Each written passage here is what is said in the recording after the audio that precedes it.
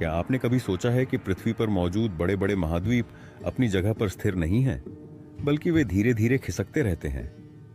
इसी सोच के साथ 1912 में एक जर्मन वैज्ञानिक ऑल्फ्रेड वेगनर ने महाद्वीपीय विस्थापन सिद्धांत यानी कॉन्टिनेंटल ड्रिफ्ट थ्योरी पेश किया था। लेकिन आज भी बहुत से लोग इसे केवल किताबों से पढ़कर ठीक से नहीं समझ पाते। तो चलिए इसे आसान और विजुअल तरीके से समझते हैं। पृथ्वी कई परतों से मिलकर बनी है, लेकिन अगर सरलता से देखें तो हम इसे 3 मुख्य भागों में बांट सकते हैं। सबसे ऊपर होती है क्रस्ट, जो कि पृथ्वी की ठोस सतह है जहां हम रहते हैं। इसके नीचे होती है मैंटल, जो आंशिक रूप से तरल अवस्था में होती है और इसमें गर्म लावा यानी मैग्मा लगातार गतिशील रहता है।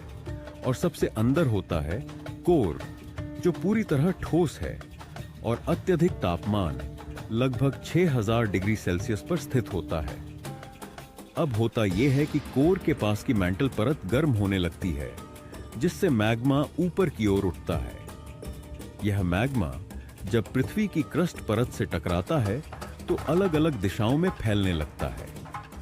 इसी बहाव के साथ साथ क्रस्ट की सतह पर मौजूद बड़े बड़े टुकड़े, जिन्हें हम प्लेट्स कहते हैं, भी हिलने लगते हैं।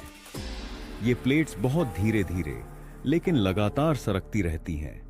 इसी प्लेट मूवमेंट को हम महाद्वीपीय विस्थापन कहते हैं, यानी महाद्वीपों का खिसकना।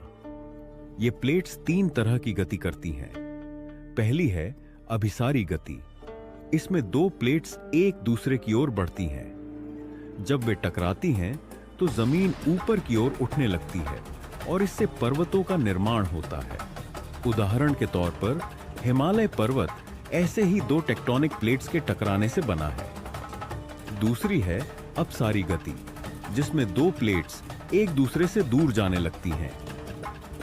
जब ऐसा होता है तो उनके बीच की दरार से मैग्मा बाहर निकलता है, जो ठंडा होकर ठोस बनता है और इससे ज्वालामुखी बनते हैं। समुद्र की सतह के नीचे भी यही प्रक्रिया नए समुद्री द्वीपों को जन्म देती है। तीसरी है रूपांतरित गति।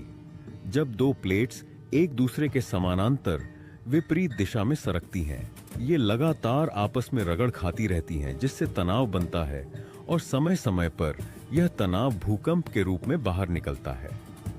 इसका एक प्रसिद्ध उदाहरण है अमेरिका का सैन एंड्रियास फॉल्ट, जो दुनिया के सबसे सक्रिय भूकंपीय क्षेत्रों में से एक है। तो अब आप समझ गए होंगे कि पृथ्वी की सतह जितनी स्थिर दिखती है, असल में वह अंदर से कितनी गतिशील है।